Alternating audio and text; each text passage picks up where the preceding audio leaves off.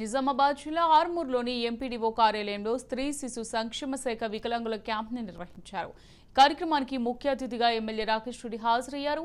ఆర్మూర్ డివిజన్కు సంబంధించిన వికలాంగులు ఈ క్యాంపులో పాల్గొన్నారు. వికలాంగుల నుంచి కృత్రిమ అవయవాలకు సంబంధించిన దరఖాస్తులను స్వీకరించారు. సందర్భంగా రాష్ట్రంలో అందరికీ అన్ని ఇస్తారు, కానీ వికలాంగులకు సైకిల్ ఇవ్వడానికి మాత్రం కొరత ఏర్పడిందని ఎమ్మెల్యే రాకేష్ రెడ్డి అన్నారు. వికలాంగులకు ఇళ్ల స్థలాలు ఇవ్వకుంటే ప్రభుత్వం ఎందుకు ఆలోచిస్తుందని ఎమ్మెల్యే ప్రశ్నించారు.